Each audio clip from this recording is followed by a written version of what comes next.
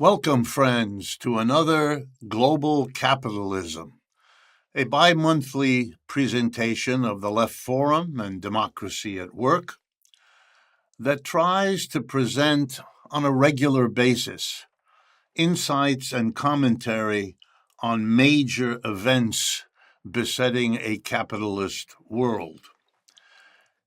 And it is a pleasure for us to do it. But before I begin, I want to not only welcome you and explain that this is a program that will be devoted to an analysis of the elections, the midterm elections that took place on November 8th in the United States. But it is also my pleasure to explain that this is produced by Democracy at Work. It's a media organization designed to be critical of capitalism, but also to point to solutions in the form particularly of a cooperative work-based economy. You can find out much more about all of that by going to our website, democracyatwork.info. One of the important events coming up that might interest you is a conversation between David Harvey and myself, scheduled for November 18th, devoted to the issue of Marxism's relevance for today's world. I also want to ask you to take a moment, if you can, to go to the Democracy at Work YouTube channel. We are just shy of 300,000 subscribers, a number we are very proud of, and a few more going there and clicking on the little button there that doesn't cost a nickel will extend our reach, cross that 300,000 mark, and be a milestone that we can point to with pride. Okay, let me then turn to the elections here in the United States on November 8th, so-called midterm elections, because they come in the middle of the presidential term of Joseph Biden. Not all the results will be in for days. I'm presenting this before all the results are in. But it's clear, or at least enough is clear, that we can draw the conclusions I want to present to you today. First of all, as many have noted, the great swing to the right that was predicted by most pollsters, by the Republican Party, feared by the Democratic Party, did not happen. Many of the races went for the Republicans, but only by very slim margins. Many of the races went for the Democrats. The end result will likely be a stagnant government, but it's not all that clear how different that will be from when the government isn't split between Democrats in the presidency and Republicans in the Congress. I think it's going to show us many, many lessons. But the irony of all of this, which is the theme for today, is that what those elections teach us is what they said nothing about. In other words, the importance of these elections is what was absent from them. And there was much that was absent from them that I want to go through with you, and I think will come out at the end with a conclusion that has been building in this country for quite a while, because there are important lessons. The first one, and it has been noted by others, is that in a country beset by some of the most profound problems imaginable, an inflation that defies getting under control, rising interest rates that compound the burden of the inflation, a war without end in the Ukraine, it's extraordinary. Economic inequality off the chart, a housing crisis, a medical care crisis, a transportation crisis, the climate crisis. I could go on. It's remarkable that a sitting government, which deserves a good bit of blame for many of those problems, and for sure for not solving them or making much progress, would have been vulnerable. The American people, who normally break away from a president in the midterm elections, had every reason to break away more. That's why there were the proposals of, or the plans or the expectations of a sweep by the right-wing GOP. That didn't happen is our first lesson. It didn't happen because the Republican Party offers no solutions to any of these problems either. However upset the American people are, and they are more upset than I have seen in my lifetime, they found no compelling reason to go to the right, to reject the party in power, not because they're satisfied with Mr. Biden and the Democratic administration. Every sign shows they're not. But the Republicans presented nothing to be excited about. And that's been true for our elections for some time. Mr. Trump was chosen by people who were mostly turned off by the nothing that Hillary Clinton represented. Yeah, of course, there are differences between the two parties, but as I'm going to argue, what's remarkable about both of them is what neither of them do. So let me get to that point. I'm going to start with 4 items that are urgent domestic crises. And when I'm done, I'm going to talk about 4 items that are urgent international crises for the United States. And in each case, I'm going to show that the election we just had carefully avoided dealing with these issues, carefully avoided providing a choice between one direction or another, one policy or another, one solution or another. Went nowhere near there. Silence, avoidance, that's what we got. I'll begin with arguably the number one issue for most people, or so we were told. Rising prices and rising interest rates. Rising prices and inflation, as you all know, running 8 or 9% in this country, at least the official numbers, could be worse. And interest rates that have gone way, way up in a very short amount of time, ostensibly to solve the inflation, which they have not done and show little sign of doing at this point. Of course, the mass of people, the middle and lower classes, are suffering terribly by the rising prices and now also by the rising interest rates. Both of those are more difficult the lower the income and wealth that you have, and less difficult for the richer you are, which is a hallmark of how the United States deals with its problems. But did we have any kind of choice about which way to go? Not at all. The inflation was simply there as a problem. The rising interest rates were basically endorsed by both political parties and therefore not discussed and not argued about. In most cases, there are always a few exceptions, but the overwhelming tendency was to look upon these issues as, not issues. The Democrats wanted nothing to talk about because they were afraid of being blamed for the issue. And the Republicans blamed. But nobody proposed a solution that could be voted up or down. And I want to stress how remarkable this is, because the inflation is already a major failure. The Federal Reserve, our central bank, has as its charter for 100 years to maintain price stability. If you have an inflation, it means they failed to do that. Their failure, and it's not the only one, is something that could provoke discussion, proposals for change. Nothing. And now they're proposing interest rate hikes to cope with their failure. But again, interest rate hikes are not the only way to deal with an inflation. Our own history shows that. President Nixon in 1971 dealt with an inflation by a wage price freeze.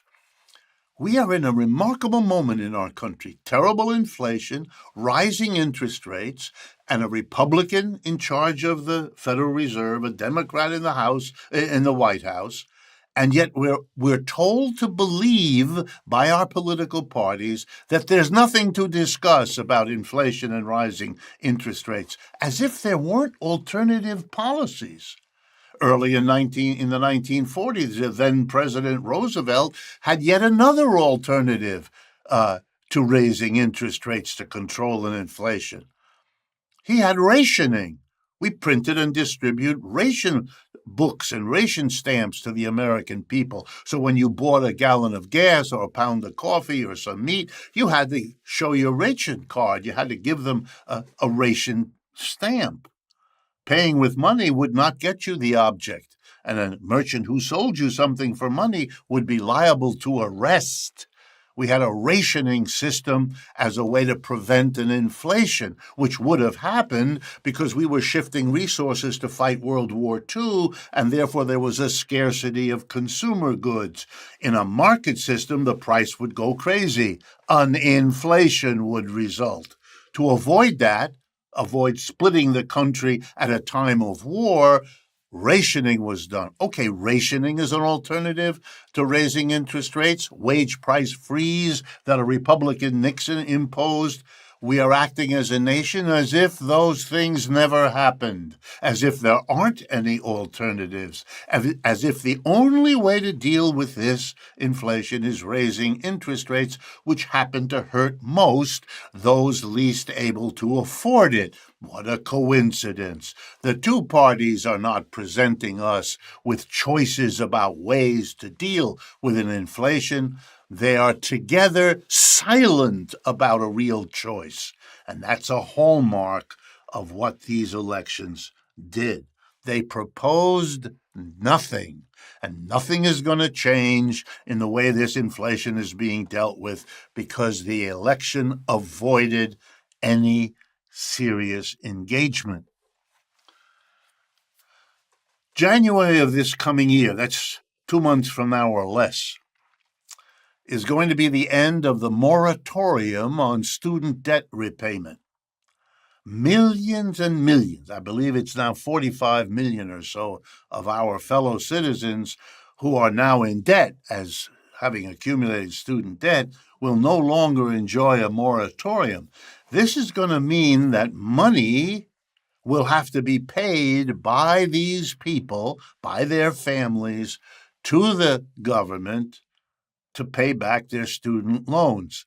That money was used before to cover other debts, urgently the mortgages, because mortgage debt moratoria ended long ago. Our families don't have the money. They can't do that. They are going to have to choose between the payments they're having to make on their student loans and the payments they have to make to keep their apartment, to keep their home. This is a crisis on top of the existing housing crisis. We have homeless people.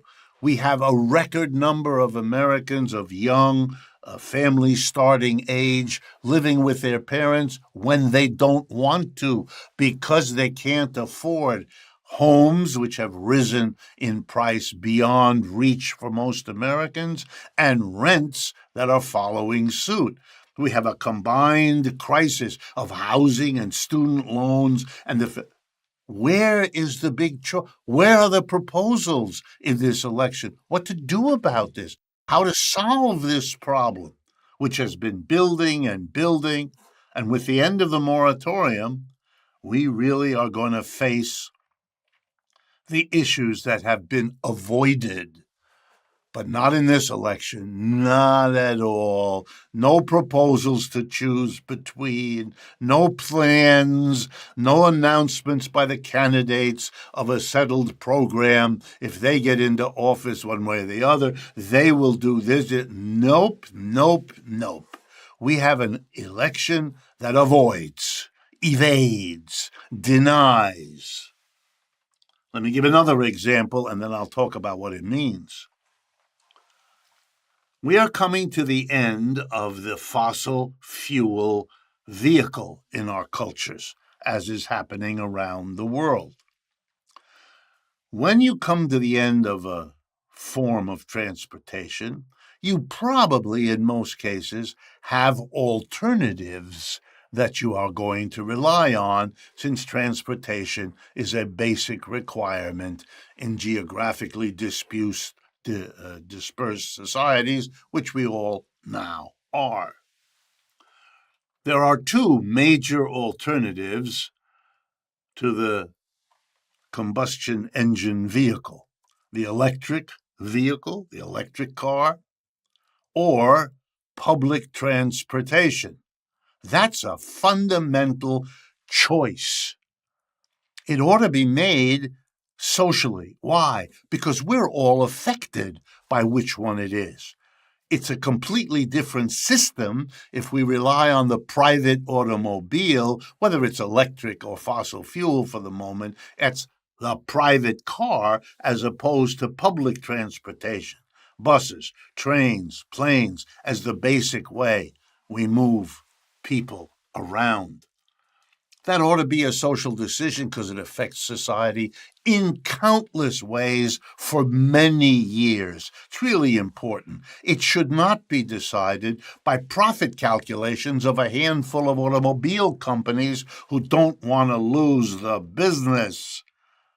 Yeah, they make their deals with the politicians. And the end result, this enormous social decision is not put before the people, not by the Republicans, not by the Democrats, neither one of whom, because the job of this election, I hope I'm making this point over and over again, is to evade, avoid, be quiet about, distract from what real issues there are for us to debate and choose between, and to spend time instead on something else.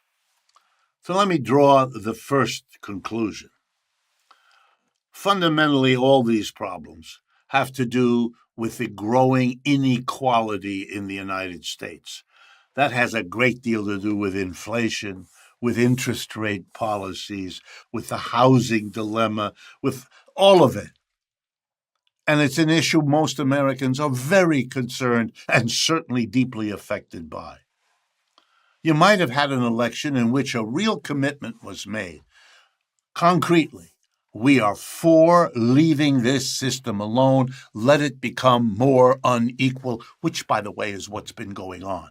It's been going on under Obama. It's been going on under Bush. It's been going on under Trump, and it continues under Biden. So one of the other parties, or maybe if they were honest, both parties, would say, yes, we're in favor of increasing inequality. Or maybe some candidates, there would likely be Democrats, might have come forward and said, no, if we get in, we are going to take the following profound steps, either in changing the tax system or in changing how people are paid, for what kind of work. Or we're going to do these things to radically address the radically changed distribution of income and wealth over the last 40 years. Not one basic word of either party or either of its major candidates, in most cases, with a few exceptions, doing anything on this topic. It's amazing. Here's something else that's amazing. The United States, one of the richest countries in the world, with one of the most developed medical systems in the world, failed miserably in coping with the COVID disaster. Well over 1 million people died. Tens of millions of people got sick, and millions are suffering with so-called long COVID now. This issue shook the country to its foundations. It killed over 1 million people. Aren't those sufficient realities to say, let's have a debate? What was the problem? Why did we work so poorly as a nation to deal with this? Why are we one of the worst in the country to deal with this? Why was the decision made not to shut down areas where there was the virus the way other countries did and really pursue it? Why was the decision made? Was it in order to allow commerce to continue? And if so, are we happy with that decision? Do we regret it? Will we go in a different direction? Real issues could have been engaged here that are profound for the country. Nothing. Silence. Then in the last weeks, we were treated to a daily drama that could have, in a society where politics is serious, could have gotten us into a good debate and some choices. We have a social institution that was taken over by private enterprises, and we watched their behavior. Here's the social institution. It's called Twitter. It's become a mode of communication among hundreds of millions, billions of people in the United States and abroad. It is a way we communicate, talk to each other, advertise, promote, disagree, conflict. I mean, it's a social institution. Like all social institutions, it was created by individuals. That's how social institutions happen. And over time, many individuals contribute, and it evolves. That's true of social media. It's true of Twitter. But what we saw was a tiny group of people who control this social institution decide to sell it to another individual, Mr. Musk. Tiny groups of individuals deciding who is going to be in control of a social institution we all rely on, or most of us do. That's crazy. And then we watch as decisions about who is going to be allowed and who isn't going to be allowed to participate in this social institution are made by one tiny group of individuals, or now the new one showing us what we're doing by firing thousands and thousands of people in a kind of sweeping decision. Mr. Musk makes electric vehicles. He is not qualified to be in charge of a social institution. First of all, nobody should be in charge of it. The community should. The society should. That's what the word social means. And in a democracy, it implies we have democratic decisions about a social institution. Nothing. Did anybody come forward and say, well, let's use the election? Do we want to have a different way of it? Nope. We watch the spectacle. Nothing is concluded. I draw this conclusion then. When it comes to the domestic situation, our elections are designed to distract people from what's going on that's really urgent and profound and about our lives as we live them. And that's in order to protect the status quo, to keep things pretty much the way they are, which an awful lot of Americans have noticed, and therefore they don't vote at all, as a kind of small measure of statement. I'm not fooled. I'm not drawn into this charade.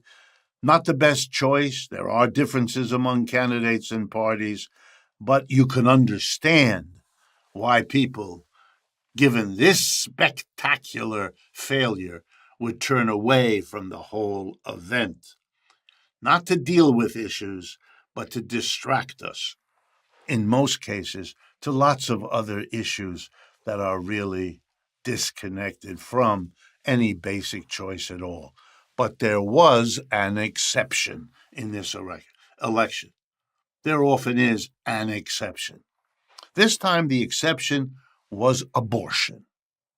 Yeah, here we had it, a discussion and a debate, pros and cons of abortion, and a choice to be made in lots of different details, but a basic choice, state by state in the 50 states, do we want to be a state in which access to abortion is considered a woman's right? Or do we want to limit or eliminate that right? But choose. Yeah. There we had it. There we had a debate, an important issue, a choice available, a choice made. Interesting. Politics dealt with a really important issue in the way that politics is supposed to. Debate it, argue it, vote on it, and let the majority decide state by state, which is what happened. And as always happens in real politics, there are really profound lessons, not only in seeing which way the vote went, those are important, but also to draw a lesson about the larger implications. And here's the larger implication of the vote around abortion. And that is this: the United States is splitting apart. We now have this number of states where abortion is fundamentally constricted, constrained, eliminated, demonized, and another group of states where it isn't, where it is celebrated, allowed, legally protected, etc. The country is splitting into the pro-abortion and the anti-abortion. You know what that reminds me of? The last time the United States split between the states that were pro-slavery and the states that were anti-slavery. The states that wanted to expand the country with more and more slavery, and those who wanted to limit the slavery where it was and make the rest of the country free. A civil war was the end result of that. Wow. And you know, a split United States is a divided United States. United we stand, divided, well, you know the rest. This is a very important election with the lesson for all of us that we are allowed even to put into words and discuss from now on, because the one real issue that this political season didn't avoid and evade teaches us something very fundamental about the fragile state of this country and the enormity of the divisive risks it is meandering down.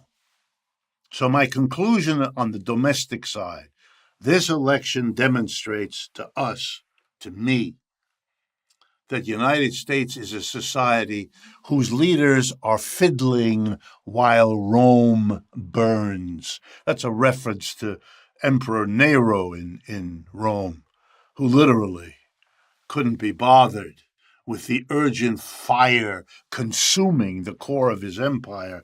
He played the violin on the porch instead. Well, we are playing a kind of violin in our phony elections. I want to turn now to an analysis parallel with this, to the way our elections just completed evaded, avoided, denied, turned away from the urgent international issues that the United States faces. And you'll see the analysis is very parallel to what we just did with the domestic. So let me begin. We are now involved, we, the United States in this case, are now involved in a fundamental choice to be made about the relationship between the United States and the People's Republic of China. It is the number one international issue facing this country, and I say that not because it's simply my opinion. It is, but it's also the opinion of an immense number of those people paying attention and interested in this topic, both inside the United States and around the world. It's an urgent issue. And it's pretty clear what the basic choice is. Either the United States, a declining empire, is going to work out a live and let live relationship with the emerging new economic powerhouse in the world, the People's Republic of China. Yes, involving challenges that an rising power always gives to a mature power that is on the way down. Live and let live. You know, the United States once threatened an existing empire. It was the British Empire. The United States threatened it in the most dramatic way possible. We waged war against Britain in 1776 and again in the War of 1812. Twice war, and then these two powers, the rising American empire and the falling British Empire, decided that wasn't a productive, useful, tolerable arrangement. So instead of a conflictual relationship, they became allies, as they have been in the 200 years since they learned their lesson. You'd think a society that went through that learning process might want, at the very least, to put before its people, do we want to go down the road of conflict and war and sanctioning one another and helping my industry and hurting your industry? We're well along that road already. But before we make the final steps, from which there will be little chance of return, maybe we ought to say to our people, look, this is so important. This will affect so many people's jobs, and I hope not, but maybe lives, that it ought to be, where do our people sit? Let's have a debate. If one party wants to be in favor of conflict and the other one wants to be in favor of working out a cooperative way to live together, however it's done, put that decision democratically before the people. We had nothing remotely like that. Both parties, if they have differing points of view, kept quiet about it. Those who spoke seemed, if they did deal with the subject at all, and they didn't much, to be basically jousting as to who could be more anti-Chinese than the next one. We don't need that. No choice was available to the population anyway to deal with this issue, so we won't know what the American people think or want in that area, because the political groups in this country who run the country could care less about what the people want in this area, as in so many. Let me turn next to the second most important, the Ukraine war, in which the Americans are already involved. Granted, there was no public choice discussion about that. We're in it. But we could have put a choice to the American people in this election. We didn't, of course, but we could have. Let me explain. There were three decisions that were made that we need to deal with, or there were three that could have been made. First, when Russia invades Ukraine, the United States had a decision to make. What's our response to this event? And the response we know happened was that the United States immediately began to provide Ukraine with money and weapons paid for by the United States taxpayer, to fight against the Russians in that situation. Then there was a second decision to be made. The United States escalated the conflict there by imposing, with its European allies and a few others, an immense set of sanctions, the greatest set of economic sanctions ever put by any country against another. Seizing the currency reserves of Russia, unprecedented kind of behavior among major powers in the world, when the dollar, where you kept your reserves, was supposed to be a kind of neutral global resource. Refusing to buy oil and gas, blocking other countries and other companies from dealing with Russia. I mean, a whole host of sanctions that are a real escalation of the war. And the Russians responded, not much surprise, by a set of sanctions, counter-sanctions themselves. And that included cutting off supplies of oil and gas, one of the few weapons they have to push back with, and they did that. And what that did is created a shortage of oil and gas and fertilizer and other things like that as a result, which is causing inflations around the world as the price of energy goes through the roof. The price of food made with fertilizer goes up dramatically, and you all know the result. And the third decision that could be made is to sit down and negotiate to see whether there are ways to accommodate what the Ukrainians want and accommodate what the Russians want in some solution that doesn't lay waste to the country of Ukraine, which is what's happening. They're the ones paying the worst price here. And that maybe saves lots and lots of lives, mostly, again, Ukrainians. And that relieves the inflationary pressure of wild energy prices by resuming some reasonable transactions between Russia and Europe, particularly where the energy was delivered. We could try that. We kind of ought to, don't you think, present to the American people in a real political choice, which of these three do you want? Should we limit ourselves to giving Ukraine money and weapons with which to fight the Russians? Is that a reasonable response? Or should we have the sanctions program working red hot the way they have been with their contributions to the inflation and all the rest of it? Or should we negotiate? Tell Mr. Zelensky that he has to do that, otherwise we can't provide the support.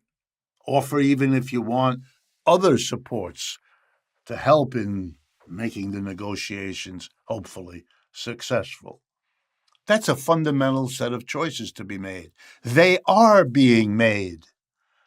Choices were made to give Ukraine the support. Choices were made to push NATO ever closer to Russia by the noises of Ukraine becoming nuclear or NATO, a lot, all of that. Those were choices made. We're caught up in the results. The question is, shouldn't that be a democratically arrived at? Wasn't the election a prime time to see how the American people feel on these issues? Here's the quintessential irony. Even while the election was quiet about it, the United States was, in fact, making decisions that it didn't tell people about. For months, according to the Washington Post and the Wall Street Journal, the United States and Russia have been discussing the war. No one told us. This had to be snooped out by clever investigative reporters. Now it's admitted, we were. Wow. So the governments are talking, but we are excluded as a people from having anything to say about this. A few courageous congressmen and women wrote a letter a few weeks ago saying, you ought to include negotiations among the policies being considered. They were slapped down. 2 weeks later, the people who slapped them down shamefacedly admitted this has been going on already. There are negotiations. The statement that they're only getting together to discuss avoiding nuclear war is the usual diplomatic BS. Russians and Americans are sitting down and negotiating what's going to happen in that country. But a democratic society that does it and excludes it from its own people, even in the election, which could have allowed the people to say what they think about those three options, that's a politics that is designed to squelch democracy, not to give it a chance. Here's another one. Remember, I promised 4. When you raise interest rates in the United States, given the importance of the United States in the world economy, you make interest rates go up everywhere in the world. This is a crisis for many, many poor countries. Emerging markets is the nice phrase we use for them, mostly in Asia, Africa, and Latin America. They are now in an impossible situation. They had to borrow for development of their countries because they're poor. To cope with the pandemic because they don't have the resources at home to do it. They had to borrow to pay for vaccines, to pay for all the ways of trying to cope with that horrible disease. Now they have to pay back the loans, but the interest rates are going up and they can't. So what are they doing? In order to keep the loan, they have to pay them off. Otherwise, new loans that they know they're going to need will not be available. But if they pay off at a higher rate, they're going to have to what? Constrict other expenditures to free the money to pay the higher interest rate. There ought to be a conversation. If the point of the interest rate rise here is to constrain the inflation here, why should we allow victims all over the world from this? Aren't there some ways we could insulate developing countries that we want to help to do something about the distance between rich and poor in the world that is so dangerous and destabilizing? Aren't there ways to raise interest rates here that don't have that impact? Of course there are. I'm an economist. I give you half a dozen. But it could have been put to the American. Nope. We're all going to read about the emerging debt crisis of poor countries as if it were some kind of natural event, cluck our tongues, say how sad it is, but not understand that we could have been able to intervene, to express an opinion about how this ought to be managed. We're going to live with the results.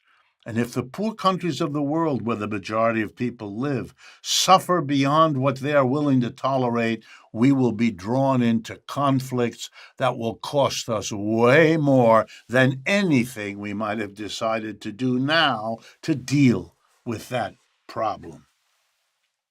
And the final international issue that should be a topic for voting and debate, but wasn't, of course, is the economic nationalism that is now being pursued by the United States' leadership. We are deciding that the old notions that the government shouldn't interfere, that the private capitalist market is an engine of wonderful efficiency. None of that was ever true, but that was the official mantra, the religion, economic religion of the United States. All of that religion has just been chucked out the window. Now the government is intervening in every which way, knocking this industry from that country, shutting out that industry from this country. This company is sanctioned. That company is sanctioned. Your country has to pay due tariffs. Your country, we're going to seize your monetary reserves. We are going to have a bill passed that gives a subsidy to companies that build electric vehicles here in the United States. The Europeans are going crazy. In case you don't know, Why? Because what this is doing is providing an incentive, a subsidy for companies to leave Europe and come to the United States if they want to have a market, if they want to be able to build electric vehicles. The United States will not let them in if they aren't built here. How interesting. Now the Europeans are going to do the same thing. They're proposing it in their parliament. That's called economic nationalism. We're all going to fight it out. Economic nationalism in the past has often led to war. Number one. Number two, if each country does it itself, it's much more expensive than having it done in that place where they are the most efficient. That was the rationale for globalization about which we heard so much in the 60s, 70s, 80s, and 90s. We were supposed to celebrate companies going to where the production was cheapest because it would make it cheaper for us. Instead, we're pursuing a nationalism that's going to actually aggravate our inflation. But no. Don't get aggravated, because this was all kept off the election. No question about whether really do we want to go in this nationalist direction. And of course, it's tied to the competition with China, because we're trying to hurt them by insisting that everything be done here after 30 years of American and other companies investing to produce it in China. This is a momentous issue. It's going to affect all of us for the rest of our lives. It should have been on the ballot. Do we want to go in this direction? Do we want to question it? Could have been done in 100 different ways, pro or con, more, less.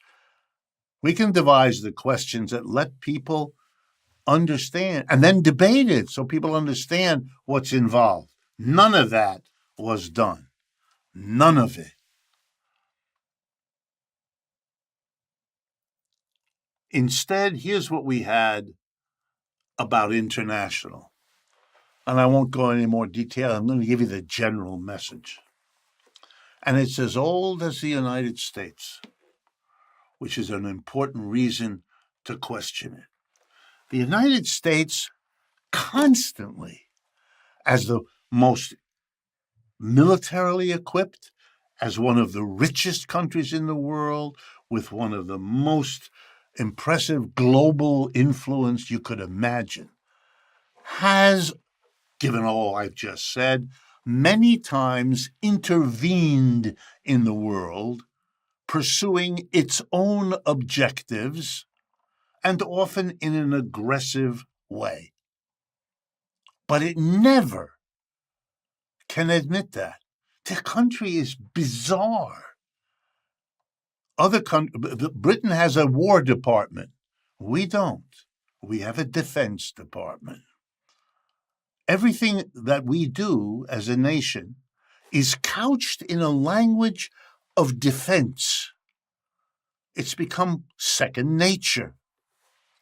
The Europeans who came here intruded aggressively against the indigenous population, portrayed itself as defending against the savage attacks of the indigenous people. The aggression was clearly from Europe here, not the other way around. The victims were obvious and intended. But in the mind, in the reconstruction of what was going on, white people were defending themselves against the indigenous people. First time I ever saw it, Deerfield, Massachusetts. Old Deerfield, which is a reconstruction of the colonial time in that part of western Massachusetts. And if you read the little plaques on the reconstructed old colonial houses, they're full of stories of the endangered situation of the colonists, because the local people, the Indians as they called them, threatened them. Amazing. Who threatened who? Reminds us, of course, of the tendency of conservatives today to keep referring to invasions of immigrants, those desperately poor families coming from Central America, trying to escape climate disaster, war, repressive governments, economic horrible conditions of poverty, coming across to do what the United States has been telling them about itself, a haven for people, a place to which migrations have come for a long time, a melting pot, bring me your tired and your home. All of that gone, and we're suffering invasions. What an imagery of we must defend ourselves. Wow. And then, of course, the Cold War. We had to defend ourselves against communist Russia. Let me give you a statistic, which I do only because so few people seem to get it. And I'm going to use today, and then we'll reason back. What is the GDP that we refer to often, the gross domestic product? It's a measure of the total output of goods and services in a year in a country. And it's a simple statistic that we collect and we use because it gives you it's just a very rough idea of the size of an economy. Because the total amount of goods and services is a measure of what an economy can do, how many people it's got, what kinds of resources it has access to, and so on. And it's very widely used, and it has been widely used for many, many decades. Okay, here we go. I'm going to compare the GDP of Russia now with the GDP of the United States now, so you understand the relative size. By the way, you can go to Google and look it up yourself. You don't have to rely on me. Most recent number for Russia, about $1.5 trillion. Most recent for the United States, about $21 trillion. Okay? And in the past, the relationship was about the same or more extremely different. In other words, in economic terms, we are talking about a relationship between the United States and the Soviet Union that was a little bit like David and Goliath. The Soviet Union could not, would not be an economic threat to the United States. It's silly. It always was silly. And they weren't much of a military threat either, because when you're that different in your capability of producing, you may make a bomb, you may make a nuclear bomb, but your ability to wage a war and to survive it are slim. This is very important. There is a need to have your feet on the ground when you're going to, but no, we represented to the American people for decades an imminent, powerful, dangerous threat against which we had to defend ourselves. And now we are defending ourselves against the aggressive Chinese, or we're defending ourselves against the aggressive Muslims. I mean, it's extraordinary. The United States has military bases all over the world. Russia doesn't, and China doesn't. They have barely any. I mean, who's defending? Who's aggressing? We all know the truth because it's hardly possible, even with this tendency. But the tendency tells us something. The United States can't quite face what it's doing. It can't quite say what the reality is. That's not a strength, but it is a powerful ideological tool. And the job of the elections is really to refine that tool, to repeat those things, to portray us as endangered. The Seventh Fleet, the United States, is in the China Sea, right there, threatening them.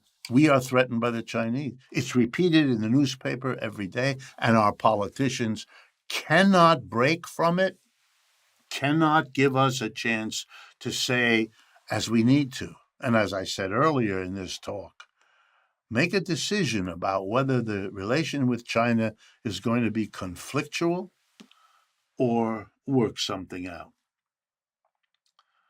And let me assure you that the conversations between the United States on the one hand and Russia and China on the other are always going on.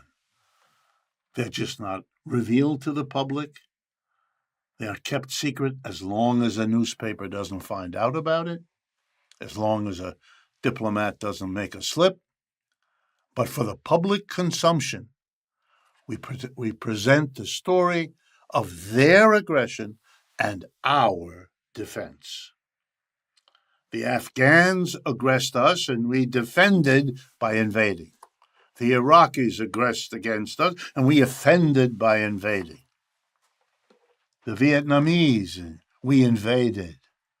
But when the Russians invaded Ukraine, it was an unspeakable outrage. We were threatened. You have to really get into this very deeply in order to get caught up. But our elections are like advertising. Advertising doesn't tell you the pros and cons about what it celebrates.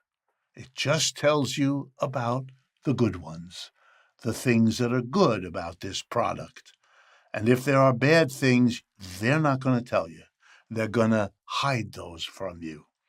Elections, which should be opportunities to face, debate, and decide crucial issues in the United States, function as these midterms did, with that exception of the abortion issue.